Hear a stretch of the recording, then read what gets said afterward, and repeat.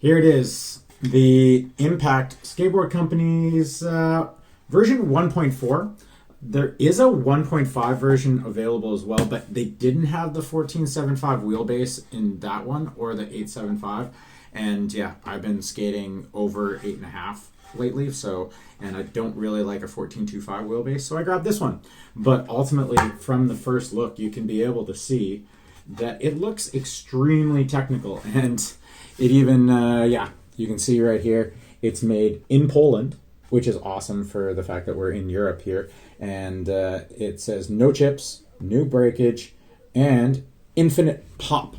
So let's talk about the no chips first. So you can be able to see all around the edge this orange polyurethane.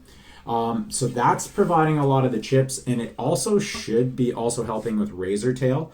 From what I've seen from the previous versions, that was a little bit of the issue, but ultimately with this one, it's supposed to be getting better and better with every version. So that's a lot of what really makes me stoked about this board, because the other thing, the dints and chips and so on and so forth, with this polyurethane sidewall on the board, it's gonna help a lot from what happened to my last skateboard where I dinted it, then it just softened up. And one of the cool things about these boards being made in Poland and living here in Europe, they're only 89 euros, which the last flight deck that I bought was a lot more than that. And now if I want to buy a new flight deck, the board that I like skating, the Andy Anderson flight deck, is the twin, is 139 euros at a bunch of places. You can sometimes find it for a little bit cheaper, but at 89 euros, there's a lot of technology in here. So we talked about the polyurethane sidewalls already, but you can be able to see the construction of the board is quite a bit different.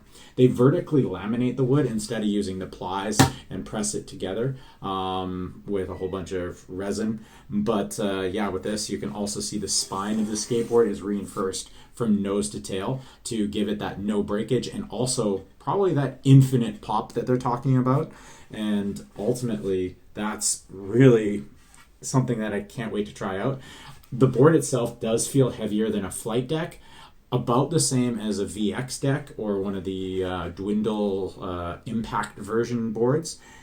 This company is different than Dwindle. Like, it's this is straight from Poland, and they're their own company. They're not owned by a parent company.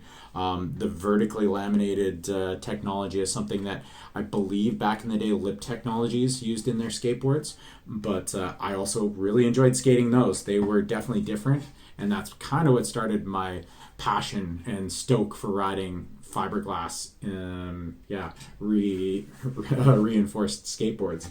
I'm really excited to give this board a try, because it does look like there's a lot of technology in here and a lot of things that make sense to me within skateboarding. It doesn't look like a traditional wood skateboard, and it's not going to feel the same, but now I definitely prefer the feeling of fiberglass reinforced skateboards. So I think there's a really good chance that I'm going to like this skateboard. And usually for the twin flight deck that I usually use, I get about 4 months of use from that, and it's totally razor tailed. The tail is soft, and it's just not able to be used anymore.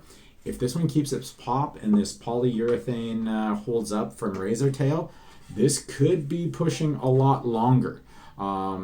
But we're only going to find out after we skated a whole bunch. So I'm going to skate this one session and give sort of an idea of what I'm feeling about the board, how it compares to maybe a flight deck, a VX deck, or even some of the early Lip Technology boards that came out. So that's going to probably be the next video where we'll talk about this. And then the video after that, I'll go through and give a full rundown, and probably also go through a ranking of the boards with carbon fiber or fiberglass reinforcement, on why you would choose one over the other, and what my thoughts are on that.